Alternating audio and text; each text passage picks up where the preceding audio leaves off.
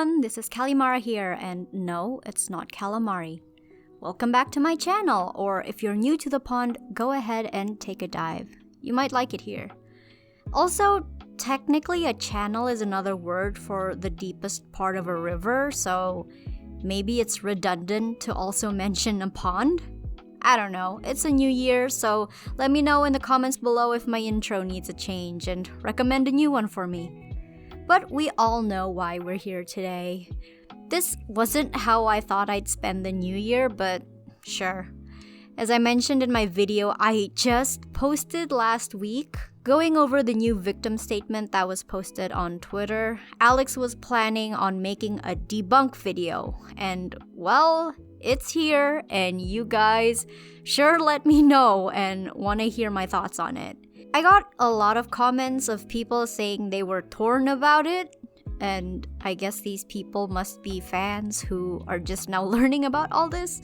So I watched it, and I'll be analyzing it for you to expose all the inconsistencies and manipulation tactics that he used in this video, and comparing it with the facts that we do have that he purposely leaves out and chooses to not address. Also, while I was writing this script and getting all my evidence together, Yandere dev actually privated the video. But not only that, the Yandere dev's victim account where the victim statement was posted has also been deleted. Alex claimed that he privated the video because it put a specific individual at risk, and I think we can all come to the same conclusion that it's probably Jelly, the victim in question. Because of course Alex's fans would take him at his word and believe everything he says and defend him to the ends of the earth, so of course they would go and attack the account that claims to be the victim and flood it with DMs as the statement encourages them to do. So yeah, Alex, maybe think twice before you make the victim take all the blame for your actions. Like, honestly, what did you think was going to happen? And this all just goes to show how this man has absolutely zero forward-thinking abilities, despite the fact that he is 35. This is actually super hilarious because the way I initially tried to end off this video, I'd originally written, and I have no doubt that in a little while he will take it down and it will join the ranks of Yandere Simulator's biggest problem and hate and shame. So archive it now while you can. This man is just so predictable. But anyway, Alex also posted a WordPress statement to go along with this video, but it's mostly talking about the future of his game, which I really couldn't care less about. So let's just dive right into it. Do you guys know about DARVO? If you watched Soup's super in-depth documentary on Colleen Ballinger, you may have heard of it, but essentially, DARVO is a reaction that manipulators and S-offenders often display in response to being held accountable for their actions. It stands for Deny, Attack, Reverse Victim, and Offender. What that means is that when confronted and held accountable for their actions, the abuser will deny the abuse ever took place, attack the person that was abused and or the person's family and friends, and then claim that they are actually the victim in the situation, thus reversing the positions of victim and offender. Now, I want you to keep this in mind while we go through Alex's apology video because you may notice that it lines up eerily well. So, I'll be honest, after reading the new statement and having evidence that Alex was heavily involved in curating and editing it, I had doubts that Alex would even include it in his video, yet here it is. Heck, he even says himself in the description of that video, while it was still up, "The girl allowed me to read the first draft of the statement and offer feedback. But it's still her words." So yes, Alex has confirmed that he had input into the statement and also confirms that he still has contact with her. I don't know if that's true now, but he certainly did back then. Now, I don't know if Alex knows this, and I've actually spoken about this in my first video on this situation, which I still highly recommend you check out because I have some very educational resources there about consent, coercion, and how abusers groom their victims. But when you, the person that did something wrong, have feedback on the statement the person that was wronged had written, it throws the reliability out the window because it's not their statement anymore. It's their words, but you're the source being referenced here, and given what a control freak Alex is, nothing is being published under his name unless he had control over it. My friend Harley TBS actually managed to get access to the actual document, and they got to see all of the edits Alex made, showing just the most insane things that didn't end up on the statement. Shout out to Harley for getting this. They are also covering the situation, and I highly recommend you guys check out their video if it's available on their channel already. Because if you coerce someone into making a statement and then tell them how to make that statement, it immediately renders that statement meaningless. Because 1, consent under coercion negates the consent given. This is true in medicine and law. Both cases stress the importance of a statement being voluntary, and if we treat this statement as a legal document, it would not hold up in court because according to several criminal defense lawyer sites, a confession is considered involuntary when it is the product of unlawful coercion, such as threats or mental duress, and is thus inadmissible because its reliability and accuracy is suspect. 2. Consent in medicine is even more strict because it dictates that children under 17 cannot provide consent, period. There are exceptions to this, of course, but Jelly, the victim, falls into none of these other categories. Considering Jelly was 16 during the time this happened, she would not have been able to lawfully consent to anything if we view it from this perspective. I discussed this in greater depth in my previous video in case you haven't seen it, but in my personal opinion, most of the statement sounded like it was written by Alex. And Jelly herself has even admitted that Alex had written a statement that he wants her to post on Twitter, rather than vice versa. And further goes on to say that the reason the statement was posted was for the video, and she told me this personally. Also, I challenge anyone to find a 16-year-old Gen Z that says things like massive honkers, because that's actually Alex's favorite thing to say. And I would know, because I was a fan of Alex, and I am way too familiar with his lexicon. So yeah, off to a terrible start. The statement itself is also a brilliant example of DARVO, where Jelly, or Alex, denies anything inappropriate happening, attacks both Jelly and Allie's character, Allie being Allie McSee, the person who made these allegations public in the first place, by painting Jelly out as the manipulator and initiator for inappropriate conversations, and full-on slanders Allie's character. And of course, he also reverses the roles of victim and offender, painting himself out as this awkward, helpless, 35-year-old baby that doesn't know right from wrong. He was just lonely. But to give a quick summary of my entire thoughts on this video, it's basically repeating everything he says already in his 2 WordPress statements, I'm sorry and moving forward, and his Discord apology, and pretty much combining the 3 as his script. He constantly contradicts himself with every sentence, doesn't add anything new, doesn't show any screenshots or evidence, aside from the victim statement he basically wrote himself, and screenshots of his impersonator, which literally no one is talking about. And the one example he provides of his inappropriate interaction with Jelly to try and give context is very easily proven as a lie, because in case people forget or aren't aware, we literally have the actual audio recordings.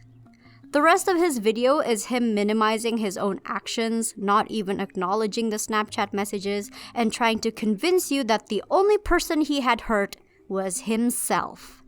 The only victim here was him. because he just works so goddamn hard, you guys. He's so self-sacrificial that he neglected himself to bring you this game, and his neglect of himself caused the harm of so many people around him. Oh, what a tragic hero he is. Never mind the victim, she's fine. Nothing to apologize for there, but he is sorry that he hurt himself. Also, the fact that he claims to have changed because he said so, even though his actions have shown anything but. Honestly, because he just reuses his previous statements as a script, I've pretty much already addressed everything in my first 2 videos, which you guys can check out here. But hey, the main difference between me and Alex is that I can actually bring the receipts, and I'll be going through his statements point by point, providing context for each one. And if I'm repeating points I've already made before, it's because he's repeating them in his video. Hello, I'm Yandere, the developer of Yandere Simulator. Last year, an extremely serious allegation was made about me that I would like to address. So right off the bat, he words things quite manipulatively by saying the allegation occurred last year, which, while technically true, it makes it sound as though it happened a much longer time ago. As of his apology being released, the allegations came out 3 months ago on the 24th of September, which was when Ali McSee's video containing all of the evidence dropped, before it was copyright striked by Cameron on behalf of the victim due to him and Alex getting to her behind the scenes. It was taken down for a while but has since been reinstated. This was not that long ago, but saying it happened last year as opposed to 3 months ago gives him more credibility if and when he claims to have learned and changed. And I don't know, I guess 3 months is a long time in kid years, so his audience of mostly kids would probably agree that it's a long time. The accusation is that I attempted to groom an underage fan of my game.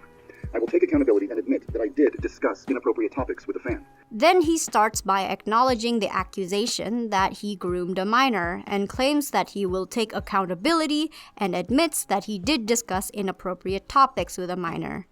This severely minimizes what happened, because we know that he didn't just discuss inappropriate topics with a minor, because we have screenshots of his conversation with the minor on Snapchat, where he solicits the minor for CSEM, is involved with the creation of CSEM, and then receives them. Their conversation on Snapchat was mentioned in the victim statement he later encourages us to read and draw our own conclusions. He does not mention these Snapchat logs once in this video, and I think he's being careful not to draw attention to it, because he knows there's no coming back from that. However, the accusation that I deliberately attempted to groom this fan is false. And here we have the D in DARVO. Deny. In this video, I would like to apologize for what I feel I should apologize for, but I would also like to give you the full story so that you know what is true and what isn't true. Let's start at the beginning. The way he words this sentence here is pretty odd to me, because this isn't how people apologize, but it is pretty good foreshadowing for how the rest of this video goes, by centering himself. He doesn't say, "I would like to apologize to the people I hurt," or "I would like to apologize for my actions." He says, "I would like to apologize for what I feel I should apologize for." This sounds like he's trying to cherry-pick the things he wants to address and control the narrative. It also places his feelings and understanding of the situation over everyone else's, including the victim whose feelings and understanding of the situation probably matters the most, and therefore fails to address anything because what he addresses isn't what everyone else was waiting for him to address. Thus, very much leaving things still up in the air, which entirely defeats the point of an addressing the allegations video. Last year, a fan of my game contacted me and wanted to chat. Usually when a fan tries to talk with me, I just tell them that I'm too busy. After that, he once again stresses last year, and I'd like you to remember when he says, usually when a fan wants to talk to me, I just tell them that I'm too busy, because he contradicts himself later on. But this person seemed really nice and friendly and funny, so I decided, you know what, sure, let's talk. He then says a sentence here that is a dead ringer for a sentence in Jelly's statement. Alex says, "But this person seemed really nice and friendly and funny, so I decided, you know what, sure, let's talk." This is a line straight from his I'm sorry WordPress. Jane's statement says, "If a cute girl was being that bubbly and nice to me, I probably would have done the same." Which is also a very similar sentiment to Alex's Snapchat where he says, "I am so lonely and miserable and depressed and unhappy. Of course the one time a girl is actually nice to me, I got attached. You were so fun and funny and charismatic, it made me want to keep talking. I am not an evil predator who goes around raping little girls. I am a lonely, vulnerable man who made the mistake of being flirty to a girl who was a bit too young."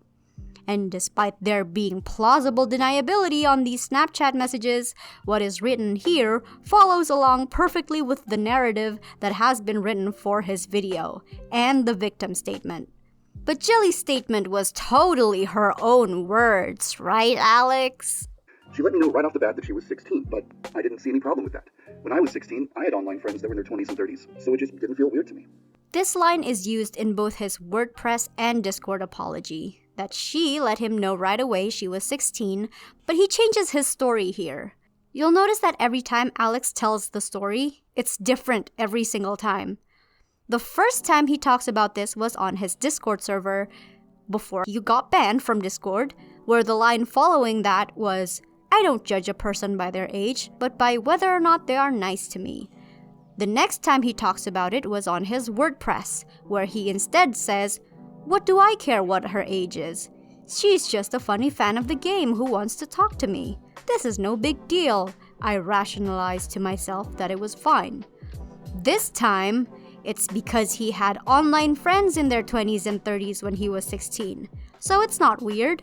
At least in the WordPress apology, he acknowledges that this is him trying to rationalize and justify the situation, but here, he just straight up tries to normalize it.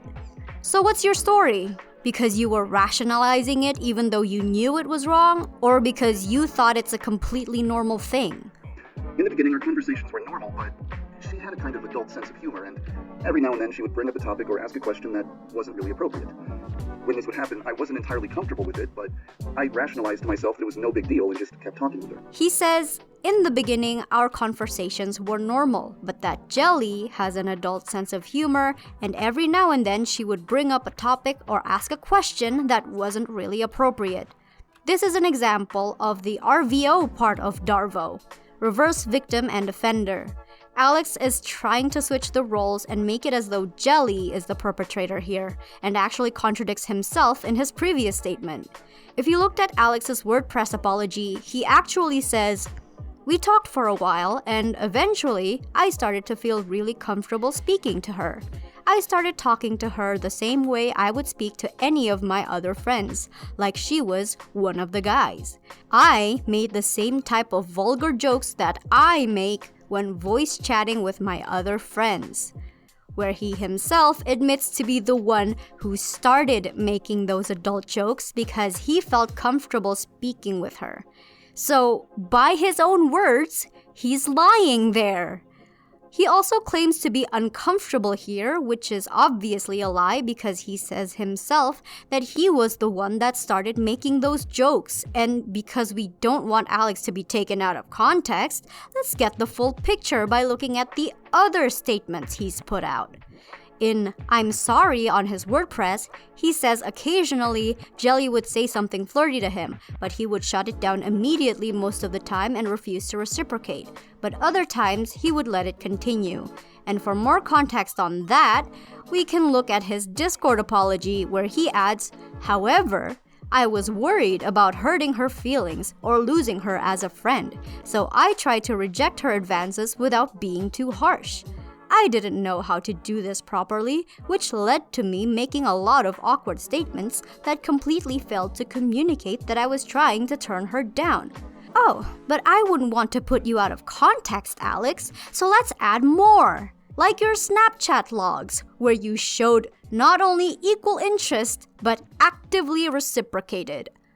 It seems that there were inappropriate romantic feelings here that you were aware of.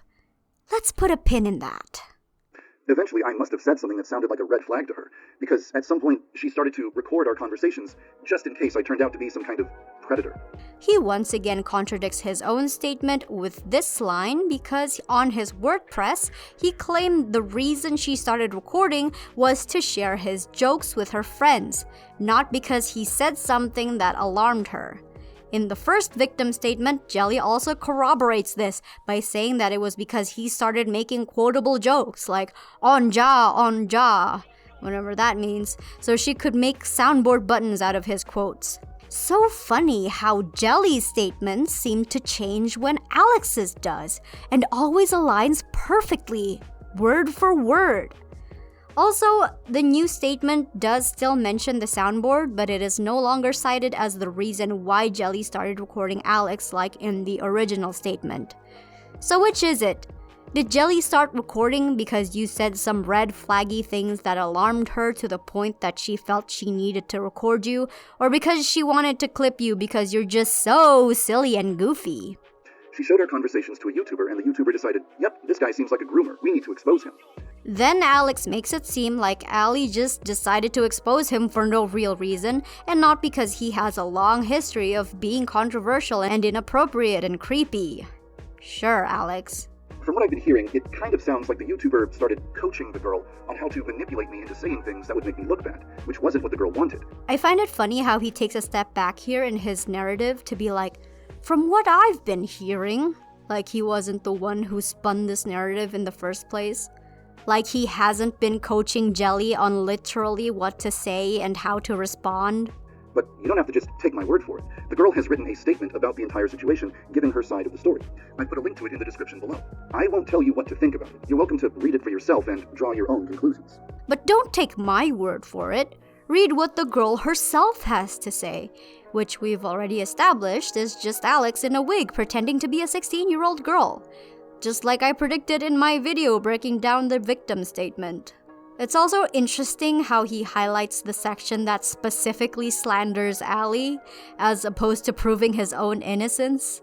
You know, the A in DARVO. So, with the YouTuber apparently instructing the girl on how to steer our conversations in an inappropriate direction, our discussions got pretty weird. Here he blames Ali's coaching for their conversations being inappropriate, which contradicts his earlier statement in the WordPress that he makes the same vulgar jokes when chatting with his other friends, which should still be alarming because his closest friend, or ex-closest friend, I guess, Cameron F305, started working with him when he was 16, so there's a very clear pattern here. I wasn't comfortable with it and I tried to express that, but like an idiot, I just went along with it anyway. Also, Ali has now not only become a part of Alex's story, which was completely absent in his first two statements, but the driving force behind these inappropriate conversations.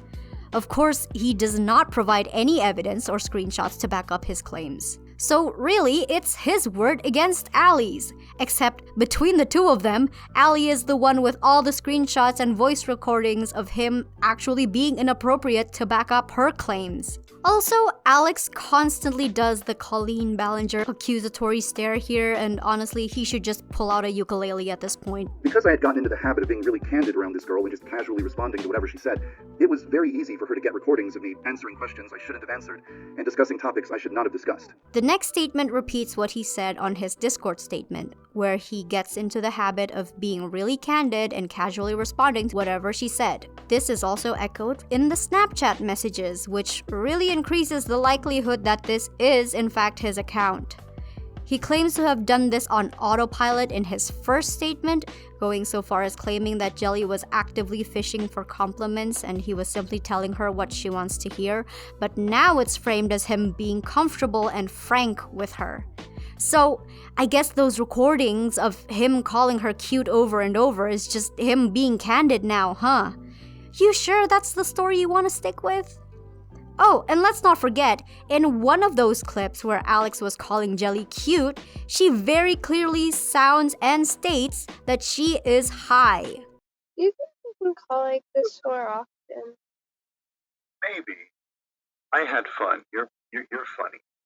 It's fun to listen to talk. Why? What if I'm not high next time? I'm just regular. I would also be very interested in interacting with you when you are regular. I want to learn what regular you is like.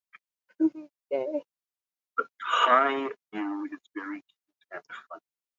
Thanks. I really appreciate it.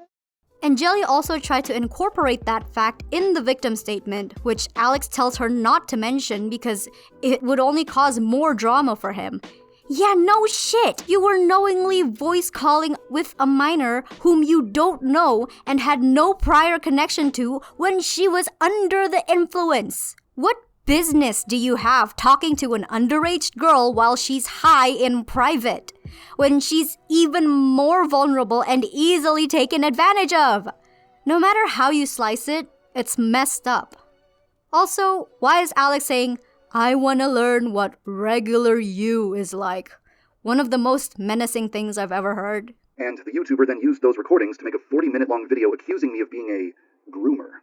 Oh, she has a way longer video than that, with the full voice recordings and interviews, but someone doesn't seem to want that to come out, to the point he's begged the victim to not let it come out and, again, coach what she should say to shut everything down.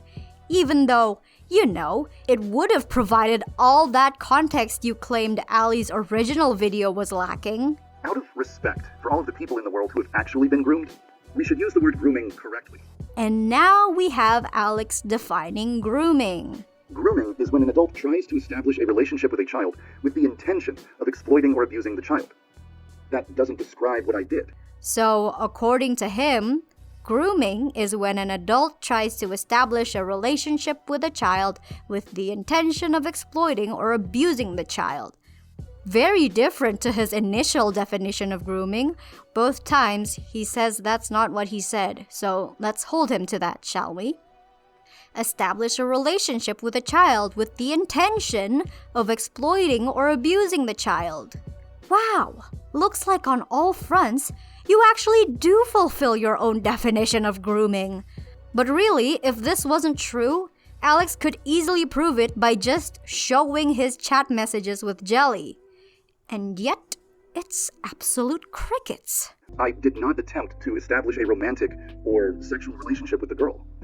But after having my behavior explained to me as commonly associated with romance, I can understand how it was interpreted that way. Here, Alex tries to feign ignorance that his behavior would come off as romantic and possibly give someone that idea.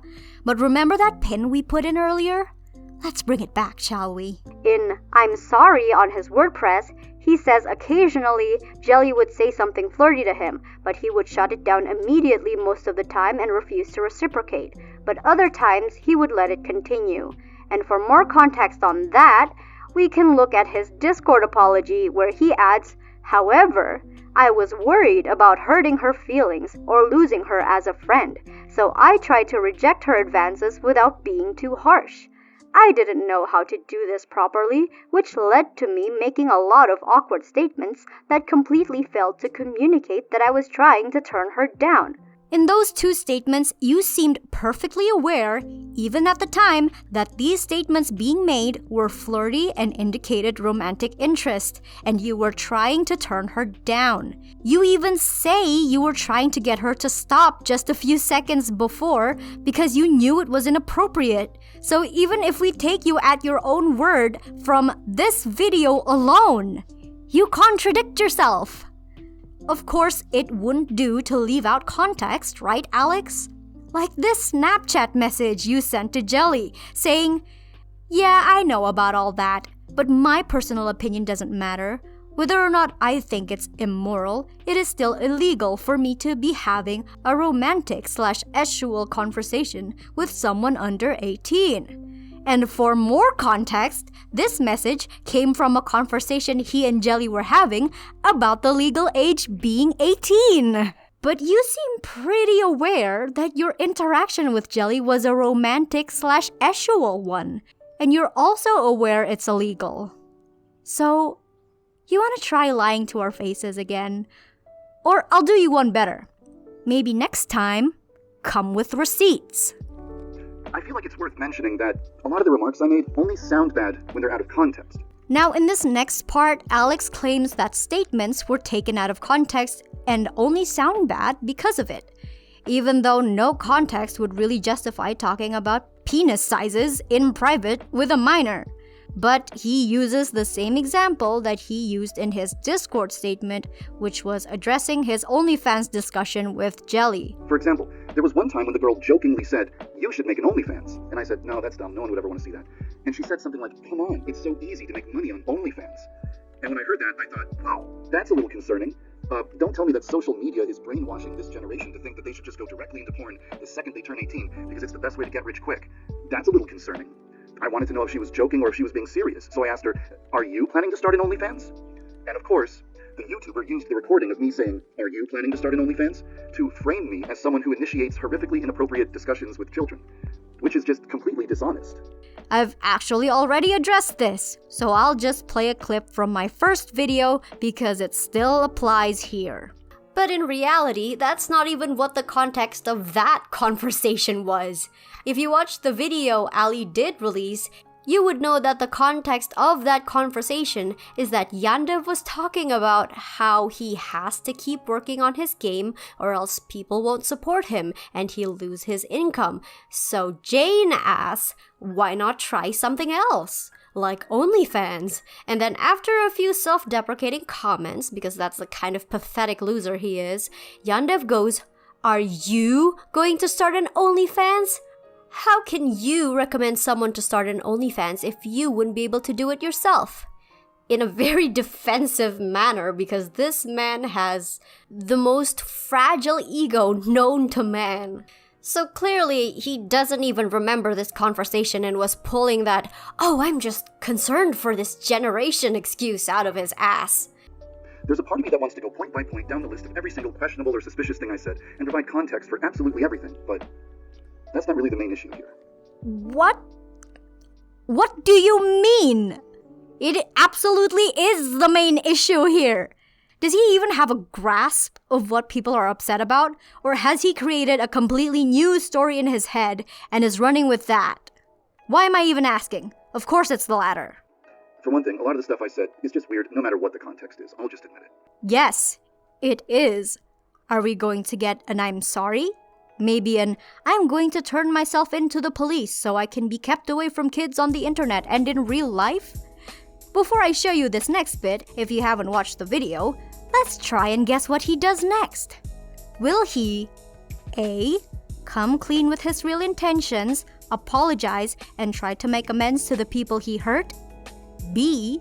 leave his game and channel and check himself into a hospital or clinic to sort out his life? Or C. blame it on his mental health and that it was completely out of his control? If you already watched this video, you probably know the answer. C. It's C. But more importantly, I never should have let conversations like that happen in the first place. A normal, mentally healthy adult would have just blocked the girl immediately after the very first time she said something inappropriate. But I didn't. And having to face that fact was a wake-up call that made me realize I had deteriorated mentally. Guys, the only reason he did that was because he was in a dark place. I was so vulnerable and this evil young girl took advantage of that. So, after this whole controversy happened, I decided to take some time to just reflect and try to figure out how I had turned into the type of person who would let something like this happen. Please note here how Alex completely separates himself from his own actions and the situation. He describes what happened as though he is a third-party observer from the outside looking in, instead of the person who was present and had done these things. He uses very passive language, saying, "I decided to take some time to just reflect and try to figure out how I had turned into the type of person who would let something like this happen, instead of just saying, 'I did this.'" The difference is that in his current statement, the controversy is something that happened to him instead of him causing this to happen. It's the difference between "I let the glass fall from the table and shatter" versus "I knocked the glass from the table and it shattered." This is a writing technique as much as it is a manipulation technique to remove responsibility from the person that shattered the glass, or in this case, caused the controversy to happen. It also takes away cause and effect, making it seem like this happened at random rather than a direct result of his actions. After talking it over with a lot of different people, I think I've developed an understanding of exactly how things got to this point. And I think I have the vocabulary to explain it now, too. Why do you need other people to help you understand your own actions and intentions? He's removed himself so far from accountability that he apparently needs other people to tell him how to understand his own actions when it's his own brain and life. Take the tiniest bit of accountability for your actions, won't you? You are not a child. You are a 35-year-old man who doesn't need people half his age to baby him. This is kind of reverse victim and offender if you think about it, because the people behaving like adults in the situation are the underage volunteers and, quote, friends, while the 35-year-old man needs those kids to hold his hand and guide him through life. Like, do you hear how crazy it is? Over the past 10 years, I neglected absolutely every aspect of my well-being in favor of working on my video game project. The next bit is basically Alex throwing a pity party for himself, trying to make excuses for how he ended up in this situation. I'm not even going to entertain this because I don't care for pity parties, and I've already addressed all of this in my second video when I covered his second WordPress statement, moving forward. But keep in mind, we are a third of the way into the video, and so far all he's done is deflect, deny, attack the characters of Ali and the victim, and reverse the roles of victim and offender. Not even a single "I'm sorry" yet. Oh, but look at this! He quotes what he said in the Snapchat messages verbatim! I was lonely and depressed and miserable and getting worse every year and doing nothing to make any of it better, and ignoring all of the warning signs that were being given to me. He is never escaping these Snapchat messages. When you neglect your psychological and social needs that badly for that long, you eventually become so desperate for social interaction and positive affirmation that you become willing to have inappropriate interactions you shouldn't be having, as long as it's fulfilling the social needs that have gone completely unmet for years. It's giving... I'm desperate. Also, I'll just be frank here that he really isn't that lonely and desperate for interaction with women that the moment any girl was nice to him, he immediately jumped on her. Because he literally has a sugar mommy who pays him $100 every month on his Patreon, whom, according to another ex-patron, is a woman of legal age who has allegedly bragged about DMing him every day, has him added on Nikki and Genshin, and constantly praises him. Same with one of his mods, who is also a woman of legal age, who speaks to him regularly and constantly praises him. Sounds to me like you were just desperate for the attention of underage girls specifically. Since the two women giving him attention were over 18, I guess they don't count. So, I decided to just step back from game development for 3 months to just work on myself and try to develop a more healthy lifestyle. Okay, elaborate how you're doing that. I started seeing a therapist. I started leaving my house and going outside and interacting with other human beings.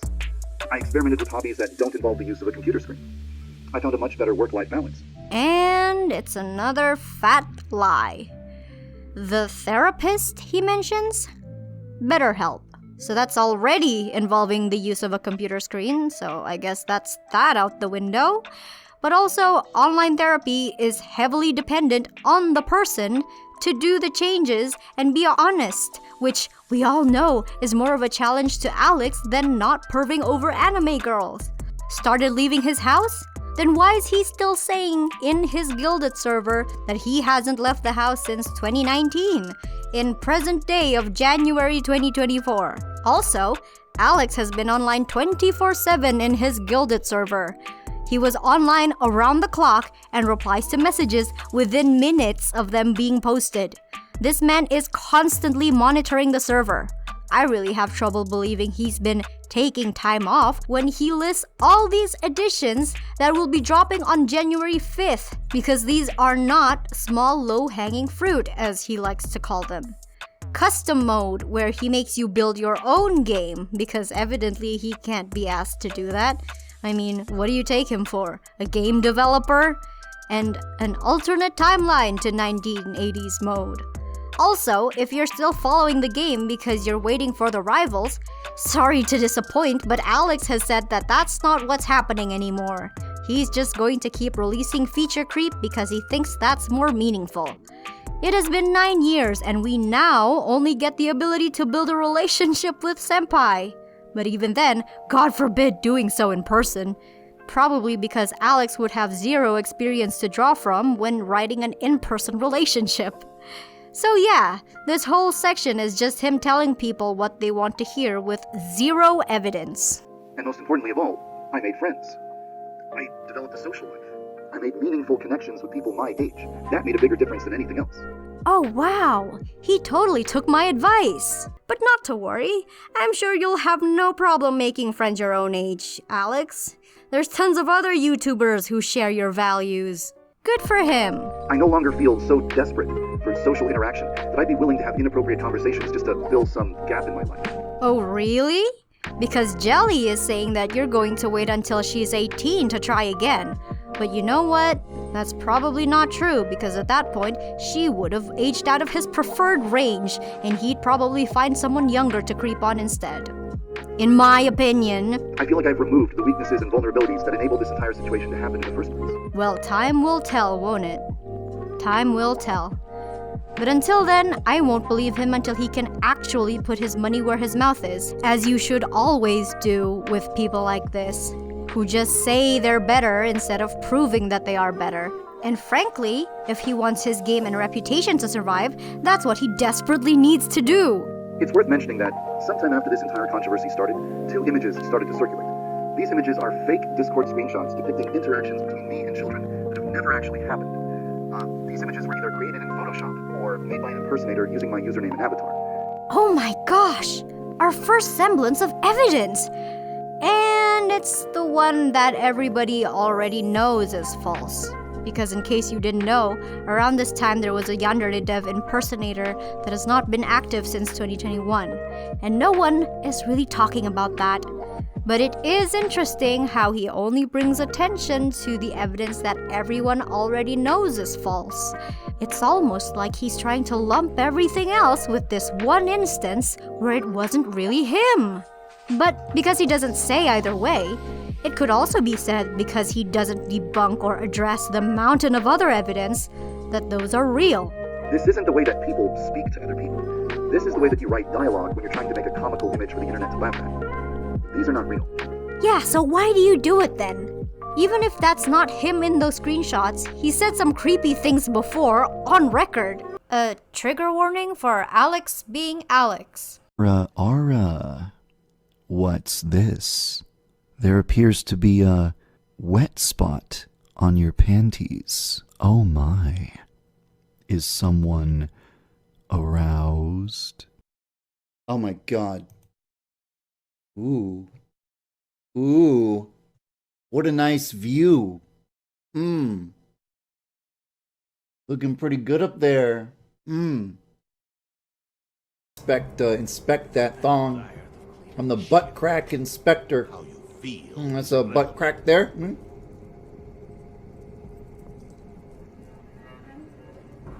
Yeah, I've thoroughly inspected this butt crack. It complies with national standards. Another piece of information I would like to address would be the claim that I was grooming this girl ever since she was 9 years old. That's not true. Okay, so now we enter another contradiction. Apparently, she sent me an email 7 years ago. I'm assuming it was just typical fan mail. I always respond to every fan who contacts me, so I must have replied and said something like, "Hey, thanks for your kind words, glad you like the game."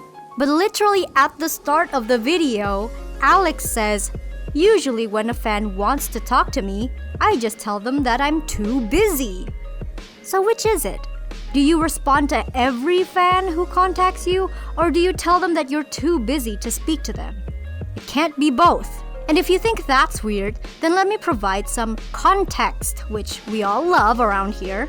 Back between 2015 to 2016, Alex uploaded a video titled Yandere Simulator's Biggest Problem, where he complains about the fact he can't stop responding to emails and that's stopping him from working on his game. Yes, this was the infamous video where Alex says, "Stop sending me emails." It has since been removed because it just made him look like he really doesn't know how to manage his time, but the WordPress blog about it is still up. Now, keep in mind, 9 years ago, from when Alex started talking to Jelly in 2023, was 2014, before he started complaining about emails. So he could have said, I used to answer all my fan emails, but it took up too much time, so I stopped doing that. Now I just tell them I'm too busy, and it would have made more sense. But by doing that, he would be bringing attention back on his "stop sending me stupid emails" meme, which I have no doubt he hates deeply, because he would have to address that too and explain why it no longer exists. But just the fact that she had contacted me when she was 9, and then later she contacted me again last year, somehow magically transformed into a narrative that I had been grooming her for 7 years straight. No, that's not what happened. That's just something that people made up. But I will admit, he does have a point here. Just because they first came in contact when Jelly was 9, it doesn't mean that they've kept in contact since. That is the one and only thing I will give to Alex. However, at the same time, this should have been an even bigger red flag for when he decides to do private DMs with Jelly, because he would still know that Jelly had been a fan of his since she was 9.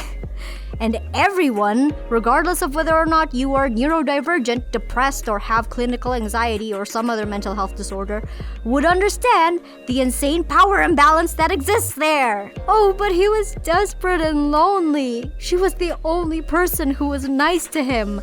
Please pity him. He's just a helpless 35-year-old baby. But even though I didn't harm a child, even though I didn't traumatize or victimize anyone. This sounds extremely familiar. Also another example of deny and reverse victim and offender. I do feel that I've made mistakes that I need to apologize for. But great, it looks like 9 minutes into a 15-minute video, we're finally getting an apology. But spoiler warning, it's not to the victim. I allowed myself to deteriorate into a person who was making horrible decisions on a regular basis that not only harmed me, but also the people around me. Again with the removal of himself from the situation. Instead of saying, I made horrible decisions, which would have been dismissive in itself, he goes a step further to say, I allowed myself to deteriorate into a person who was making horrible decisions. Why dance around the point so much? Is there a word limit he needed to hit for his video script? Or is there like a certain distance he needs to achieve in order to admit that he did that? I mean, why am I even asking? But anyway, the rest of this part is just an abridged version of his moving forward statement on WordPress, which I have also already addressed. And finally, we get to the apology. Let's see. I'm sorry for having stupid, inappropriate conversations I never should have had. I'm sorry for neglecting myself until I created problems for everyone around me. I'm sorry to all of the people who I ignored when they warned me countless times that my behavior was becoming more and more self-destructive. While I don't believe he's actually sorry for any of this, we can still see very easily how manipulative he is being. I'm sorry for having stupid, inappropriate conversations I never should have had. Wasn't what people were upset about. They're upset about the fact that you allegedly solicited CSEM and participated in the creation of CSEM, which are two incredibly illegal things. You were not just having inappropriate conversations, you were actively having an adult relationship with a minor and openly admitted to having only bad intentions for pursuing that relationship. You shouldn't just be sorry, you should march yourself to a police station and turn yourself in. I'm sorry for neglecting myself until I created problems for everyone around me. Not even, I'm sorry I caused so many problems, but I'm sorry that I hurt myself and my suffering inconvenienced everyone else. I am the one traumatized here. I'm the victim. I'm Radio Rebel. Reverse victim and offender. That's all it is. And for that last one, I have a hard time believing that anyone in his circle ever said anything, because Alex is notorious for creating echo chambers and yes men, and he kicks out anyone who doesn't see eye to eye with him. That's why he mostly hires underage volunteers, so he can win their loyalty by simply giving them his attention and making them feel special because he acts more familiar with them than his regular fans. But that's my personal opinion. And I'm also sorry for one other thing. After this whole controversy started, people started targeting anyone associated with me or my project for harassment. I mean, for one of them in particular, they honestly did not get enough public backlash. People even targeted the girl that I spoke to, spreading misinformation about her and spamming her with horrible images. But this one I do agree with. Please just leave Jelly alone. I'm aware that she is far from the perfect victim, but she is still a victim nonetheless. If you have ever been in an abusive situation before, you know that isolation is a tool that many abusers will use. By removing them from their supports and external input, they are much easily controlled and become much more dependent on their abusers for social interaction. Jelly is still not safe yet, and if anything, has regressed, which is not uncommon for grooming victims. Unfortunately, it can be very hard to spot the danger when you're in the eye of the storm, and especially when you are a young kid with no real-life support or role models to guide you, and a very live-in-the-present mindset that you don't really grow out of until you're in your 20s and your frontal lobe fully develops. It just further demonstrates that Jelly is a kid who shouldn't be in situations like this in the first place. And at the moment, there's just way too many chefs in the kitchen, so let's all just step back and leave her to her own devices. We may want to help, and I'm sure many of you mean well when you message her, but if you see her online, just leave her alone. Because none of this online stuff does anything other than, I guess, raise awareness. Show support and encouragement, but don't try to tell her what to do or warn them or anything that goes against her current reality, because that's just going to cause her to shut you out even more.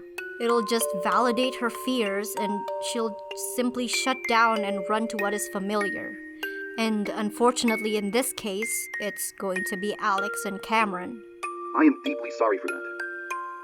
I just hope you can find it in your heart to forgive me.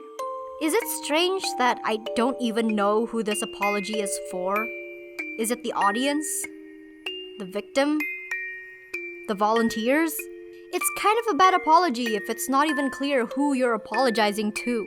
And that's excluding the fact that he spent this entire video trying to make the audience sympathize with him and make himself seem like he just overworked himself and made one single mistake that really wasn't a big deal in the first place, but people just blew it out of proportion without actually addressing what is being said and the evidence that is being passed around. Kinda like manipulation. Well, now that I've owned up to what I did wrong and established that I'm not a groomer, where do we go from here? This is a joke. This is honestly just a joke. Sir spent 12 minutes of my life making up a completely new story inspired by real-life events where he comes out as the tragic hero who is just wronged by the world, but it's not what happened at all. But you know what, Alex? I sincerely hope Truck-kun comes to meet you soon so you can be isekai'd into a world where that's true. Anyway, then he says this. Just in case it wasn't already clear, I just want to firmly state that I don't blame the girl for anything that happened, and I don't want anyone to harass her or make fun of her in the comment section or anything stupid like that. So if that's what you were planning on doing, don't. Are you sure about that? Because this was what Jelly was saying to me about this whole thing the last time we spoke. You know, before she cut contact with everyone. And the fact that you're making her literally take all the blame in the victim statement. Over the years, there have been a lot of other controversies as well. Some of them I never addressed at all, and others I attempted to address, but I just mishandled it and botched it and made things even worse. So eventually, I'd like to make a video, kind of like this one, where I actually address those past controversies properly. Oh, you think you addressed the controversy properly here? Where it's mostly just you sitting there going, it's not true, with no evidence to back it up and all the evidence, including your own words, showing the opposite? I can't wait. Anyway, the rest of the video is him just talking about his S-license hypothetical.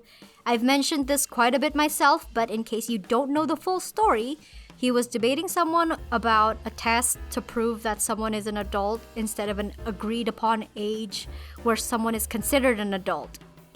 anyone that passes the test is considered an adult and can do adult things, which, of course, Alex is only concerned about one thing adults do that kids can't. Frankly, this point is just stupid because even in his freaking debunk page on his Yandere simulator website, he specifies it's a license for procreation reasons.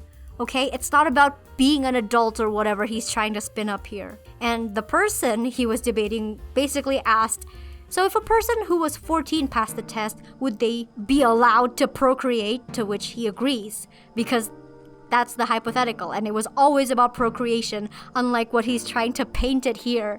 And he says this himself, so I don't know. Believe his words, okay? Believe him, since you're such staunch supporters. But the important thing to note here is Alex saying he hadn't put much thought into it, and that it's not a deeply held personal belief, even though in the Snapchat messages with Jelly, we see him breaking down minors' ages in detailed percentages relative to how close they are to turning 18.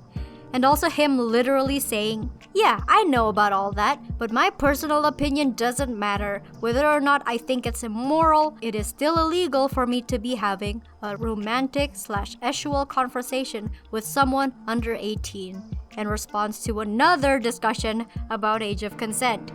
So no, Alex, it does seem like it's some deeply held personal belief that you will die defending. Just in secret Snapchat messages with minors. And that's pretty much it for the video. If you were one of the people in my comments who felt torn or swayed by Alex because of this video, hopefully you're not torn or swayed anymore. Alex lied, manipulated, and contradicted himself several times throughout the entire video, and as a debunk video and an apology video, it fails at both. It is just there for his fans who will take him at his word and blindly follow him to preserve whatever fan base he has left. Except, he also privated it, so sorry Yansim fans. But thank you so much for hanging out with me in the pond for a while. I hope your skin didn't get too pruny. I want to give a shout out to my pond dwellers on Patreon for supporting me and my channel. I usually do art, so if you want to see more from me, then follow me on all my social media. Check out my Wild Word series here on YouTube because that will make me really happy. All the links are in the description, and I will see you all in the next video. Goodbye!